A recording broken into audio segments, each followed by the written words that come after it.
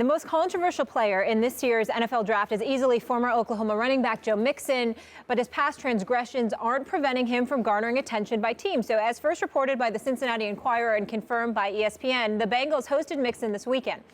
He was not invited to the scouting showcase because in July of 2014, he broke multiple bones in a woman's face after he punched her in a bar.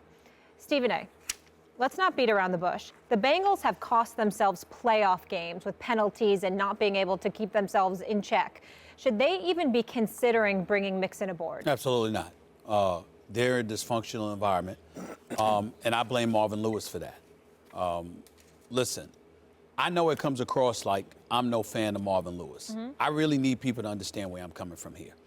Marvin Lewis, I am sure, knows the game of football. I'm sure from an X's and O's standpoint, this guy was the defensive coordinator in Baltimore. This guy's got a Super Bowl title on his resume as a coordinator. This man has done it before. That's how he got ultimately became the head coach. And they get to the playoffs. And we get it. And they do get to the playoffs. The man has been the head coach 14 years, has never won a playoff game. We cannot talk about anybody outside of Jeff Fisher.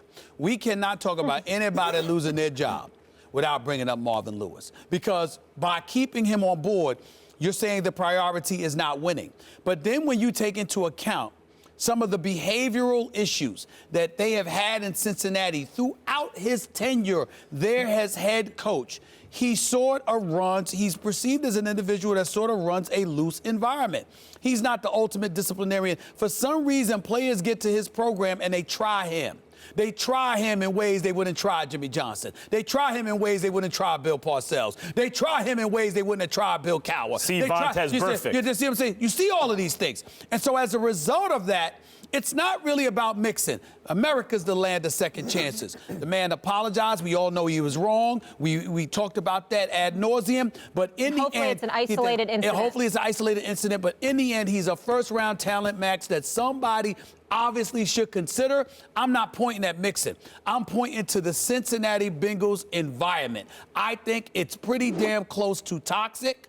And I think that anything with Marvin Lewis in that regard, you should not invite potentially more trouble. Let him show us he can handle the trouble that he already has and actually win a damn playoff game for the first time in his coaching career. We can't pretend that there's not something going on in Cincinnati because going into that Steelers game, the national story was, would anyone act up? And they handed, it was like, he saw 14 yards to kick a field goal. They gave it away. And they handed them on the last play 15 yards by Burfict losing his cool when he was the subject of national scrutiny before the game. It was unbelievable. That said, if you don't think Mixon deserves a look, I get it. That goes for all teams. If you're the type of person who were to say, if I'm the GM of a team, I wouldn't even look at this guy. Okay, I get that.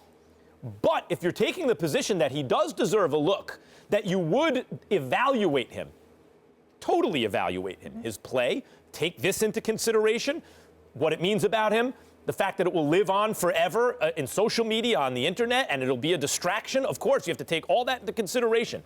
But for the teams that take all that into consideration, look at his character, talk to him, and think that they want to use him, then I would say if Cincinnati starts eliminating guys like that, they are doing themselves a disservice because in order to have him on your team, he would have to pass those tests for you. Go ahead. Can I add one thing? So I disagree with you on Marvin Lewis from the front of the playoffs because at least he gets his team there and he consistently gets them there. I understand not winning the games, but it's far better than other teams. As far as I can't poke holes in the argument in the team being out of control and the penalties and costing themselves playoff games. That's inexcusable. But I am with Stephen A. here with Joe Mixon. This isn't the right environment.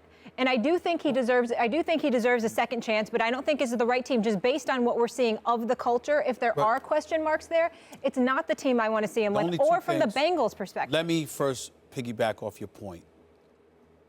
We sit here, and obviously on a collegiate level, more so Max and Molly than on a pro level, we've talked about the paucity of African-American coaches having opportunities. I, as a black man, cannot sit here in the interest of fairness and constantly point to ineptitude on the part of other coaches and ignore the fact that Marvin Lewis can't win a playoff game in more than a decade. Now, I am not saying that Marvin Lewis does not deserve to be a head coach. I am saying he shouldn't be the head coach in Cincinnati. It's not You've working, been there long enough. You can't get it done. You need to go somewhere else. To Mixon. Now we sit here and we talk about the dysfunctional environment, Max. All I'm saying to you is this. Any walk of life, when you hire somebody, it's not just on their own individual talent. It's on the culture that you have in place. And you constantly ask yourself, what part fits? What's a square peg into a round hole potentially? You monitor that reality and you make your decision accordingly. Cincinnati is that round hole.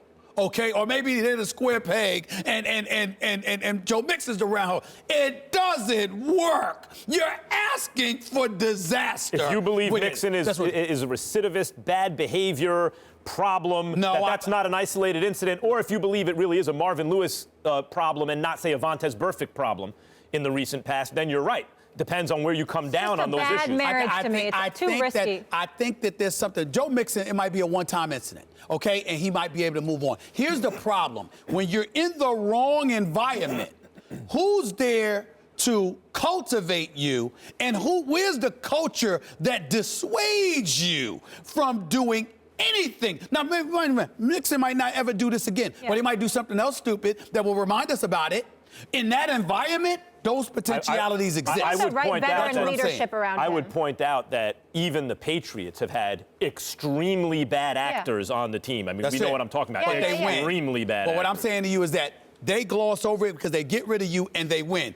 Cincinnati keeps losing. You have no latitude. The criminal justice system got rid of, it wasn't. And Bill Belichick knows how to handle those guys.